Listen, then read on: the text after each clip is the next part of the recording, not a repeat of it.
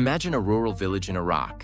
It's the dead of night, December 13th, 2003. Somewhere in this village, a man is hiding beneath the earth, in a hole, its entrance sealed with styrofoam and covered in dirt. Suddenly, the entire area goes dark. U.S. soldiers sweep through the town in complete silence. Their mission is precise. At a nearby farmhouse, one soldier finds a rope partially buried. He tugs. A hatch is revealed. A grenade is prepared. Standard procedure. But just before the pin is pulled, a pair of hands emerge. Then a man, bearded, unrecognizable to some, but unmistakable to others. My name is Saddam Hussein. I am the president of Iraq, and I want to negotiate. Ladies and gentlemen, we got him. This was the climax of one of the most intense manhunts in modern history. You may have seen the memes, or perhaps you remember the moment, but few know the entire story. This is how Saddam Hussein was captured. 9 months earlier, March 2003, the United States invades Iraq. The official reason: Saddam Hussein is allegedly stockpiling weapons of mass destruction. There is no doubt that Saddam Hussein now has weapons of mass destruction. But the future would prove them wrong. After the invasion, no weapons of mass destruction were ever found. Nevertheless, the US, UK, and other allies launched a full-scale military campaign. In just 3 weeks, Baghdad falls. Statues of Saddam are pulled down in the streets. Coalition forces flood the capital. But the man himself, Saddam Hussein, disappears. With the regime collapsing, the focus shifts to hunting the top members of Saddam's government. To help soldiers identify them, the military distributes a deck of cards, 52 most wanted figures. Saddam is the ace of spades. His sons, Uday and Qusay, just below him. Months pass, cities are searched, allies of Saddam are captured, raids are conducted almost daily, but Saddam is nowhere to be found. So, the US ups the stakes. $15 million is offered for Uday and Qusay, $25 million for Saddam himself.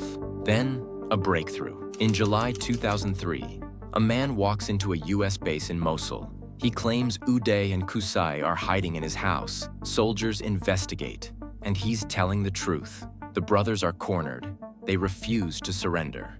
A gunfight erupts, followed by a missile strike. Both are killed. Their deaths don't bring Saddam out of hiding, but they do provoke a response. Days later, an audio recording surfaces. Saddam mourning his sons. The message is clear. He's alive. The US pays the informant $30 million. Full amount, relocated to the US for protection. The message to Iraqis: information is valuable and rewarded. Despite the reward, the leads dry up, raids grow desperate. Innocent civilians are caught in the crossfire. The elite unit known as Task Force 20 leaves a trail of destruction. Inside military intelligence, a shift begins. Enter Staff Sergeant Eric Maddox. Maddox questions the prevailing logic. The US is hunting old regime figures, bureaucrats and ministers. But these were people who had power because of Saddam. With the regime gone, they've lost influence. Instead, Maddox turns his attention to the men who protected Saddam, his bodyguards. Specifically, the inner circle known as the Hamaya, those who never left his side. Maddox begins working from Tikrit, Saddam's hometown. The area has already been searched multiple times, but Maddox isn't looking for Saddam. He's looking for Mohammed Ibrahim Omar al-Muslit, one of Saddam's most trusted bodyguards.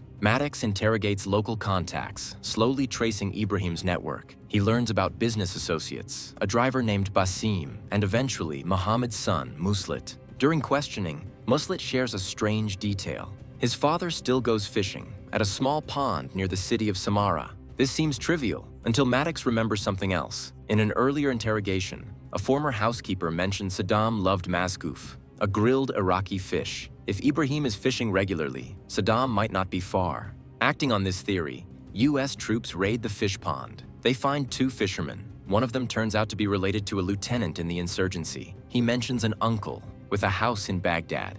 Again, a long shot, but troops raid the home, and they strike gold. Mohammed Ibrahim is captured. Still, there's no guarantee he'll talk, but Maddox offers protection for Ibrahim's family. In exchange, Ibrahim finally reveals the location, a small village near the Tigris River called Ad-Dar.